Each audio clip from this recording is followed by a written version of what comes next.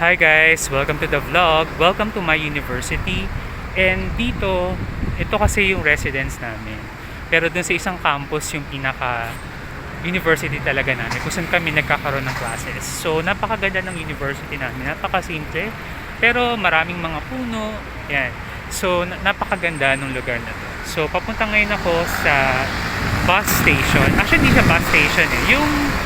Yung hintayan sa mga bus. Or ano ba yun? Kung saan ka sumasakay. Sorry guys kasi gawa ng medyo natagalan ako sa pag-vlog. But anyway, sinasanay ko pa uli yung sarili ko na magsalita. Ang hirap kasi di ba pag tuloy-tuloy. So ngayon, tatawid tayo sa kabilang side. Doon ako sasakay ng bus. May mga number yun guys. Papakita ko sa inyo yung itsura ng mga bus na sinasakay natin. Papunta sa mga places na gusto mong puntahan dito sa Taiwan. So ngayon, napaka-peaceful kasi malamig. At the same time, wala na masyadong start na matapos yung klase. Kami kasi in 2 weeks time tapos na kami. So ngayon, tawid tayo. Okay? So papunta tayo sa kabilang side. So yan, sa Taiwan kasi nila, efficient ng kanilang transportation system. At the same time, yung mga sistema nila sa mga rules. Tama ba yun? Or system nila pagdating sa mga traffic. So, pagdating din sa pedestrian, may mga time sila na kailangan very particular ka. So, ako, personally, sumusunod talaga ako. So, pag sabing 35 seconds yung pagtawid, dun ka lang pwedeng tumawid. So, hindi katulad sa atin na okay lang kahit pasaway ka. So, dito, kailangan sumunod ka kasi nasa foreign country ka. Hi guys! So ngayon nag-aabang tayo or naghihintay pala tayo na makatawid dun sa kabilang side kasi tayo ay sasakay ng bus.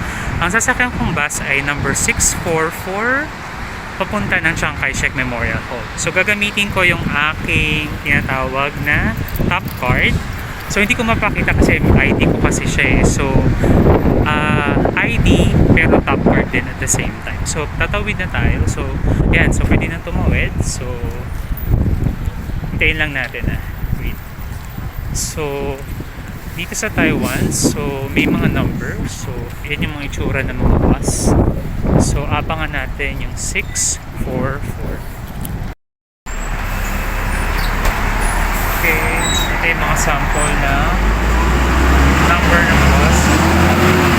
So dito tayo sakay 644 o kaya 648.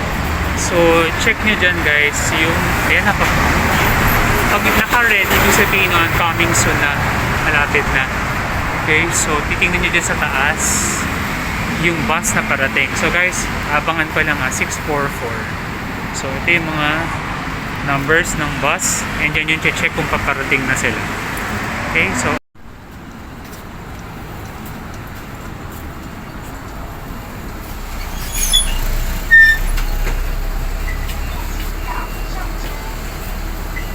guys, nandyan na yung bus natin 644. Nasakay lang ako. Wait lang. Ayan na, 644. Okay, mag-stop tayo.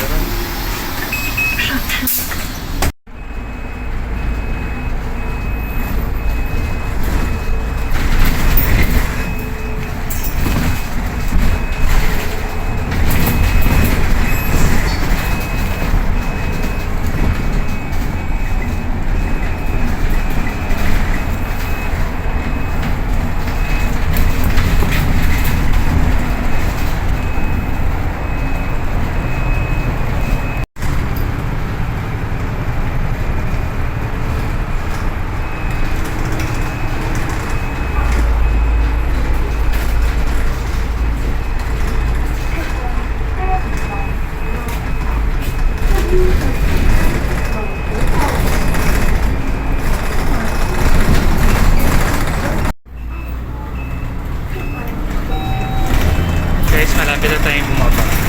So pipindutin nyo ito pag bababa na kayo or malapit na kayo bumaba. Tapos magta-top kayo ulit dito.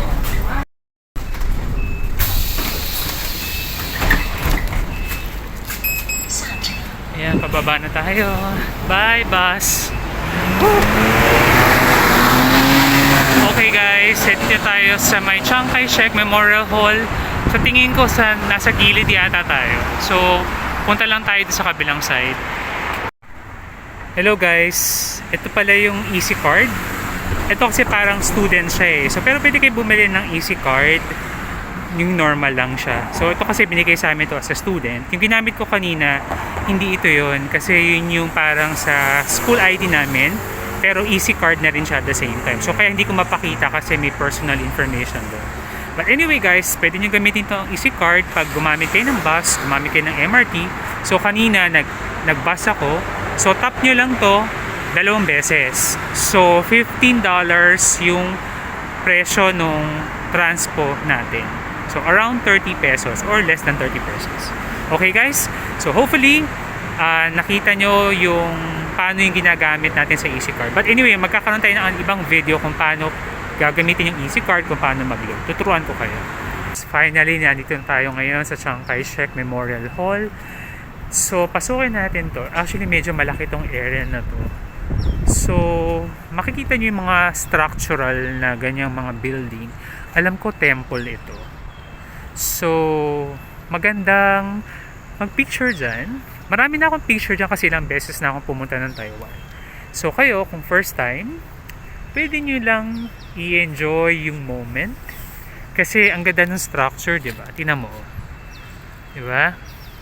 Ang laki-laki nung yung building na yan. Or temple ba ang tawag dyan? So, yan. Ako kasi personally, hindi ako mahilig sa mga temple. Pero for picture lang.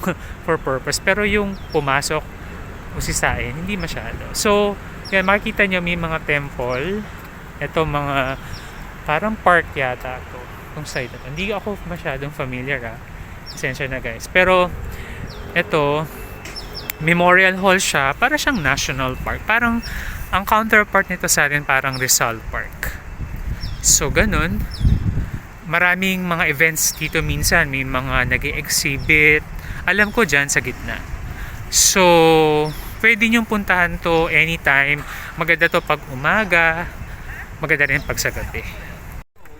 Ayan, guys, masarap lang dito mag-ikot-ikot ngayon kasi winter, malamig. So, hindi siya mainit. So, suggestion ko sa inyo, huwag kayo pumunta dito pag summer. Mas maganda kung medyo malamig-lamig. Huwag din masyado pag sobrang maulan. Siguro maganda winter time is the best time for me kasi ako mahilig ako sa malamig. So guys, nakita niyo yan, National Theater Concert Hall, National Performing Arts Center, National Chiang Kai-shek Memorial Management Office. So office nila yan. But anyway, ito yung Chiang Kai-shek Memorial Hall. So maganda may picture kayo dyan sa main entrance. Ayan yung parang arko na yan. Magandang, alam mo yun, picture na pwede nyong gawin. So, ito, simpleng ganito lang, park lang, di ba? Pero napakalawak niya. So, sa mga senior, medyo hirap sigurong pumanik doon. So, pwedeng dito na lang. Pero sa mga bata, yan, pwede kayo magtakbuhan dyan, o magsawa ka. So, yan, meron dalawang temple na malaki. Hindi ko alam anong tawag dyan. Pero ang ganda, no? So, enjoy nyo lang to, Masarap siyang i-enjoy yung moment. Actually guys, malapit na dito. Actually, lalakarin natin papunta ng Taipei 101. Pero, ako, na-try ko na dati. Sige, puntahan na muna natin tong part na to. Okay, tingnan natin kung bukas pa siya. So, nakikita nyo, dalawang structure. Ayan. So, minsan sa gabi, maganda to. Kasi maganda yung ilaw. May ilaw dyan sa may arko. So, dapat may picture ka dyan. At may picture ka sa mga bawat structure. Ako dati, may picture ako dito. Gamit kayo ng selfie stick kung mag-isa lang kayo. Or magpa-picture kayo sa mga friends nyo. Ayan. Diba? Ang ganda, no? So, ang lawak nito, Parang, hindi magtakbuhan dyan. Pero, hindi pwede dito ang bike. Kung nagtatanong kayo, pwede ba bike dito? Hindi siya pwede. So, lakad lang talaga. So, kailangan matibay yung mga tuhod mo. Yan. Diba? So, pag titignan mo siya, pag ganito, sa ganitong view, ayan, diba? Ang ganda. Chiang Kai-shek Memorial Hall. Meron alam ko, kasi guys, diba parang sa atin, yung sa Rizal Park, may flag tayo, diba? Or nandun yung monument ni Rizal. Dito, parang ganun din siya. So meron ditong mga sundalo ba yun? Na parang nagpapalit-palit from time to time. So usually meron silang ceremony or drills na ginagawa. So dyan, paghapon meron silang para mga drills. So yan. Diba? Ang ganda, no? So ma-fog ngayon. Okay. Guys, mag-update lang ako ng picture ko ulit dito. So, yan. Okay, let's start, guys. Mag-start na tayo maglakad. Para makita nyo kung gaano kalayo pa tong area na to. Actually, kalawak pala. So, napakaganda talaga ng structure na to. Grabe, no? Yung details niyan. Pag nakikita nyo siguro yung details nito, napakaganda. At sarap pa ng winter. Guys, last time kasi na pumunta ako dito, hindi winter. So, kung gusto nyo ditong mag-enjoy ng structure view, yan, punta kayo dito. So, lalakarin mo talaga siya. Yan o, ang daming stairs. So, National Theater palang tawag. Ngayon ko lang nalaman, National Theater pala. So, hindi na natin papasukin, guys, ha. Pero, pakita ko lang sa inyo. Look at the details. Ang ganda. Diba? Wow. Amazing. So, maganda dito magpa-picture kasi nga daming mga alam mo yun, makukulay dito sa building na to. So, National Theater siguro baka dito sila special events, mga ganyan. So, National Theater. So, yan. Picture lang kayo dyan. Ako kasi yung pinakalabas lang ang kinuhanan ko.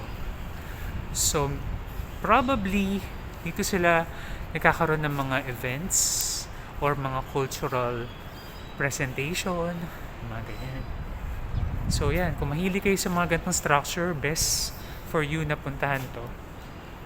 Now, hindi ko na-videoan part dun sa kabila, guys, kasi may mga, alam mo yun, meron sila mga rituals. So, syempre, for respect na rin. Okay, guys, puntahan natin yung area na yun. So, ang Taipei 101, dun sa area na yun, pwedeng lakarin. Kaso kung hindi kayo masyadong malakad talaga, mapapagod kayo, pwede na lang kayo mag-MRT or mag-bus. Try ko mamaya, i-figure out ko, guys, kung paano ako pupunta ng Taipei 101. Kasi pupunta ako doon. So, anyway, i-walkthrough ko na kayo dito sa main entrance. Dapat may picture ka dyan. Ano talaga to? Hindi ka nakapunta ng Taiwan kung hindi ka nakapunta dyan sa arko na yan. Kahit simpleng arko lang yan, pero ang ganda niyan sa gabi. Lalo pag may ilaw. Try nyo. So siguro minsan try natin sa gabi. Ngayon yung free ko. Tapos na kasi yung aking mga classes. So kaya ako nakakalibot. So kung tatanungin nyo ako, guys, hindi naman talaga ako every week lumalabas. Especially pag may klase. Siyempre priority natin mag-aral as a scholar. So sa mga hindi nakakalam, scholar ako dito. Full scholar ng Taiwan ICDF. So, minamaximize natin yung opportunity. Nabigyan tayo ng time na makapag-aral and ayokong sayangin. Okay? Kayo, guys, kaya kung kayo gusto nyo magpa-mentor sa akin kung paano ba mag-apply, feel free kung gusto nyo. Okay? So, feel free to message me. So, basta ako, nag-aaral ako, ini-enjoy ko lang. Ang ginagawa ko, guys, hindi ako laging lumalabas, pero I treat myself every other week siguro. Pwedeng pagkain o kaya minsan lumalabas ng ganito. Pero try to manage, guys, kasi ang purpose ko dito mag-aral, hindi naman maglakwatsa. Okay, pero depende, kanya-kanya lang naman tayo. Okay, sige, guys, dito try nyo mag-picture dyan, dapat sa gitna. Maganda yan mag-picture. Okay, sige, guys, finally ito na yung arko na hinihintay nyo. So, napakaganda ng arko. Diba? Actually, sa iba, sabihin nyo na normal lang yan eh. Pero, syempre, gusto mo magkaroon ng mga remembrance dito sa place na to. Diba? Ang ganda-ganda naman eh. You have to learn to appreciate yung mga bagay-bagay. Especially kung kayo nagtutour lang for a short period of time. I-maximize nyo to. Mag-picture-picture lang kayo dyan. Napaka-ordinary lang yan. Pero ano ba, gawayan yata sa mga sa mga ba to? Mga bato-bato ba? Hindi ako masyadong familiar eh. Pero tingnan nyo yung how beautiful yung structure. Kung nakikita nyo lang yung details niya, super ganda niya. Okay? Very simple. Hindi kasi, maganda kasi yung structure ng ano niya. Di mo kahit minsan may mga tuklap-tuklap na yung mga, yung dun sa taas. Yan. Okay to.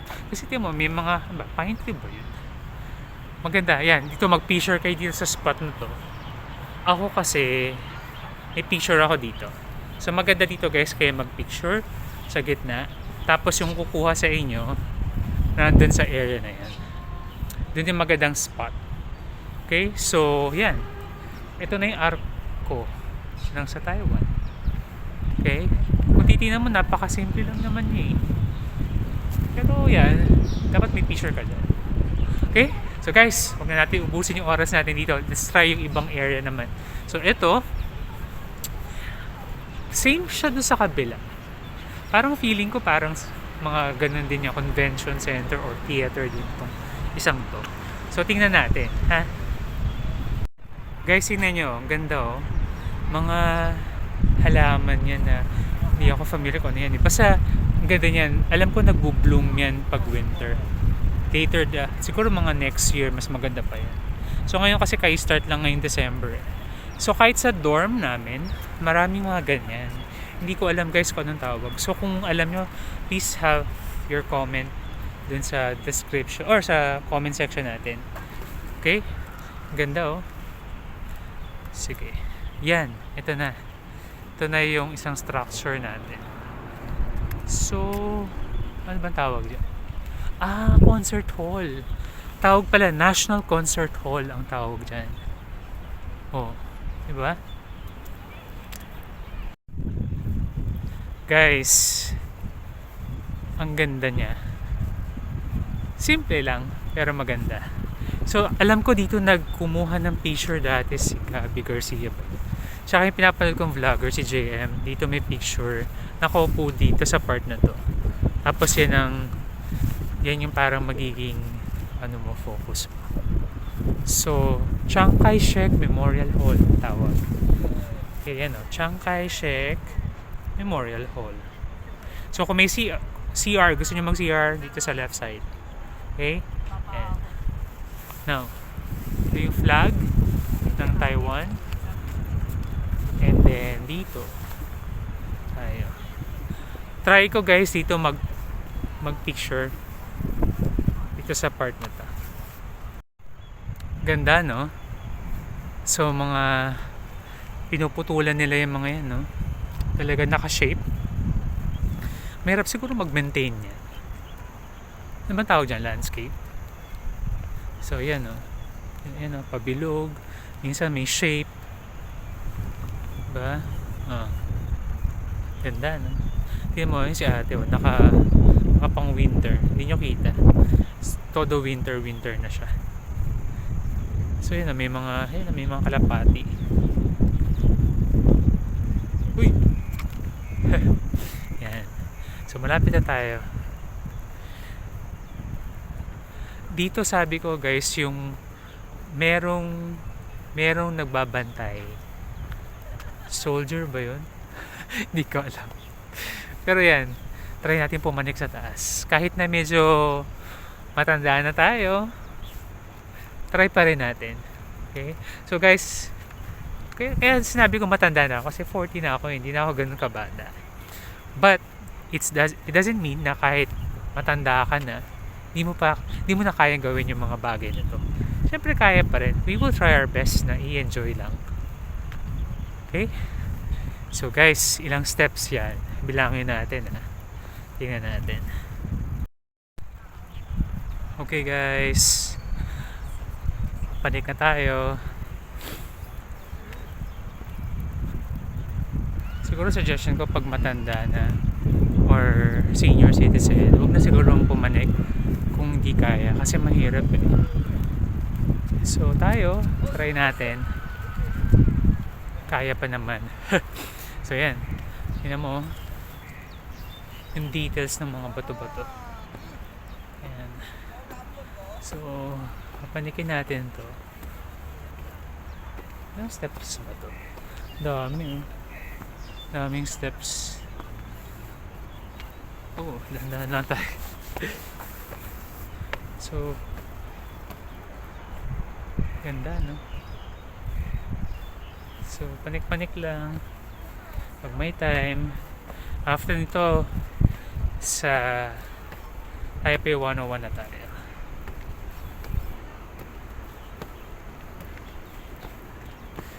Magandang exercise din to.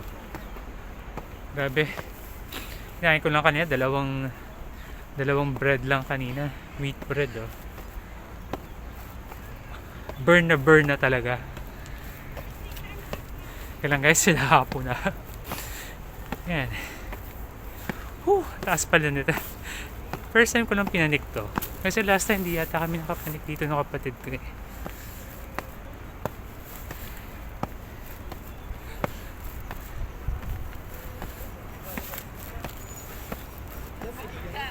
Yan.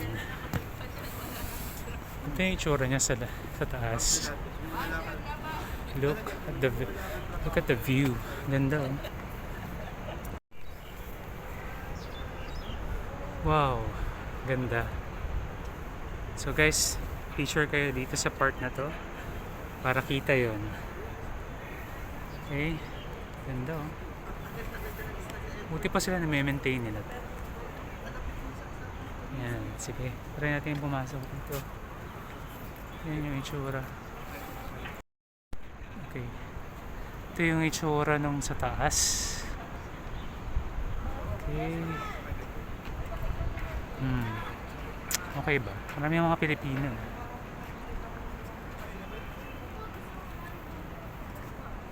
Try natin pumasok. Pwede ba mag-video dito? Hindi ko lang alam kung pwede. Ayan, ha.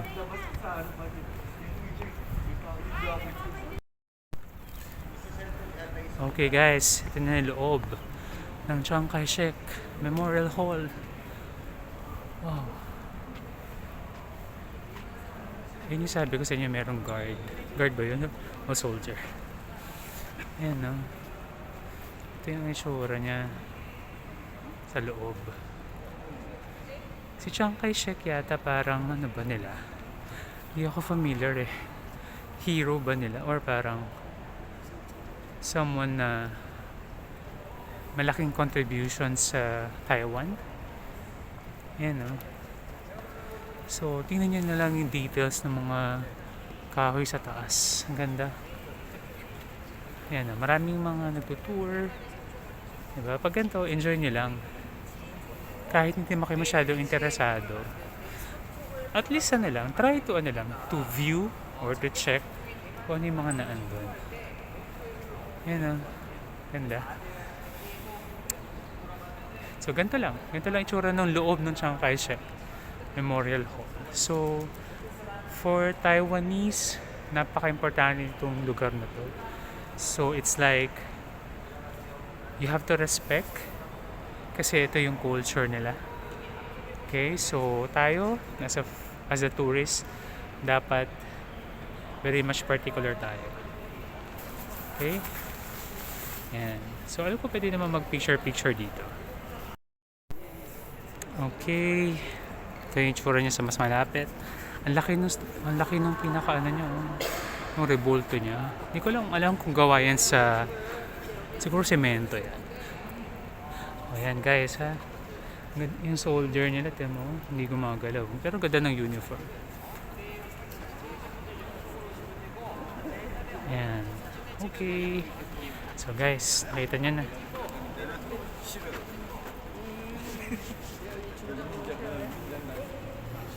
So, ganyan na kasimple. Okay, bye-bye. Okay, bye-bye. So, tapos na tayo. Na-experience na natin ang Chiang Kai-shek Memorial Hall at yung dalawang National Theater doon. Diba, ang ganda, no? Ito mo, ano ba yan? Naka-ano pa sila? Sa flooring. May nakalagay na something. Yan. Okay, dito naman tayo sa kabilang side, bababa guys. So, ngayon, after nitong Chiang Kai-shek Memorial Hall, pwede kayong pumunta ng Taipei 101 isa sa mga malapit na pwedeng puntahan nyo dito sa area na to. Diba?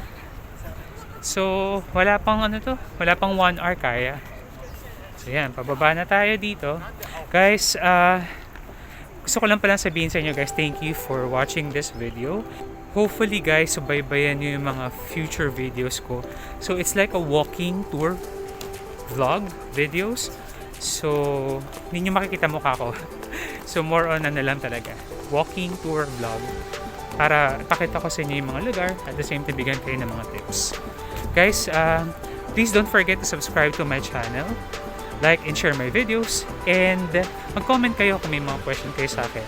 Especially kung kayo ay mga aspiring scholars or student dito sa Taiwan, mabibigyan ko kayo ng mga tips kung kailangan. So hopefully guys, masuportahan nyo naman tong ating vlog para we can support yung ating studies dito rin sa Taiwan. Even if I'm scholar, syempre medyo kailangan natin ng budget. Okay guys, maraming pong salamat and see you again next time dito sa JR Life Adventures!